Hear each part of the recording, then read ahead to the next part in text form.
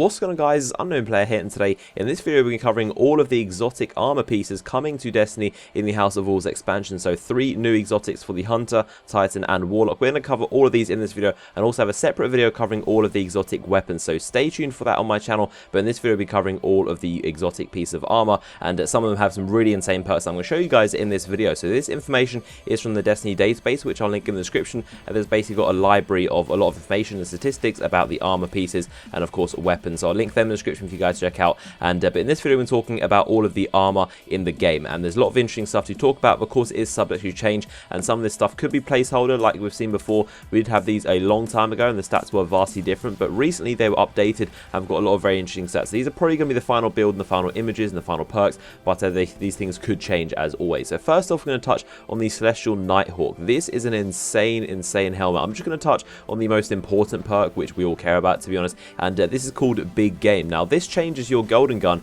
Instead of firing 3 shots, it fires 1 shot instead, so only fires 1 shot, and it delivers 6 times the damage while granting keyhole, which gives you extra penetration on the actual golden gun, which lets you over penetrate through multiple enemies. And but instead it gives you 6 times damage, which is completely insane, and this is a perfect helmet for bosses, those bullet sponges and the bosses in Nightfalls and Strikes and raids and all these kind of enemies, big bosses that have a lot of health. This is perfect for. I really cannot see any use of this at all in the Crucible, to be honest, because you can only get 1 kill instead of 3 or possibly 4 with the Camouflage helmet. But this is definitely a very good helmet for those big bullet sponges. Next up, we've got the Khepri's Sting. This is a cool gauntlet as well, and I really like the look of this. I think this might be my favorite go-to one, to be honest, because I love the Invisible Hunter build, and this allows you to gain invisibility after crouching for a short period of time, and it also gives your melee 4 times damage if you hit an enemy while invisible from behind. So if you're able to do that, you get 4 times of a melee damage. If you add that to Blink Strike, that's going to do massive damage, but it's kind of difficult to pull off a knife from behind. But however,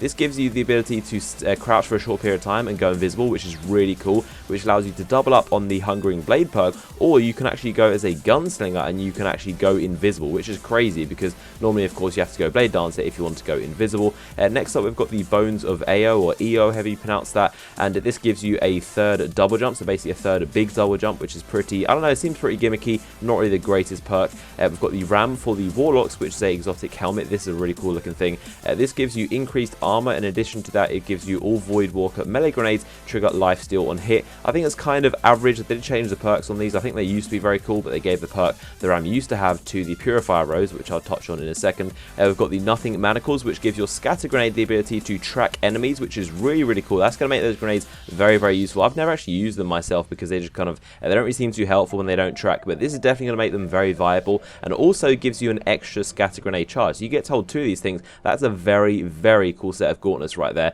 Then we have the Purifier robes. These I think are going to be my go-to Sunsinger chest armor. This is very cool piece of armor, and this allows you to, when you activate Radiance from death, so when you come back to life, you're going to have a similar effect to the Helm of Saint 14, where you blind all the nearby enemies and they're going to be stunned. So that's a really cool piece of chest gear, and I think that's going to be very useful for Nightfalls in particular when you're in a tough situation, because a lot of times you'll come back to life, you'll self-res, and then you'll just get instantly destroyed. Like on the Nightfall with, say, Arc Burn and Light Switch, where those thralls come at you, like even still, they can still cut you down very quickly. But these robes are going to blind all nearby enemies, so basically lets you come back to life and have a safe escape to safety. So this is a very cool piece of chest gear, and I'm definitely looking forward to these. Then we've got the Eternal Warrior for Titans. This gives you Unstoppable for Fist of Havoc. I really think this is a very average piece of Titan gear. I definitely think the Titans got the short end of the stick when it comes to this exotic armor, because all 3 of them are pretty okay, to be honest. There's nothing that really sticks out, and while this Eternal Warrior does look very cool, I think it's probably one of the most cool exotics in the game because it's got like a face mask over it,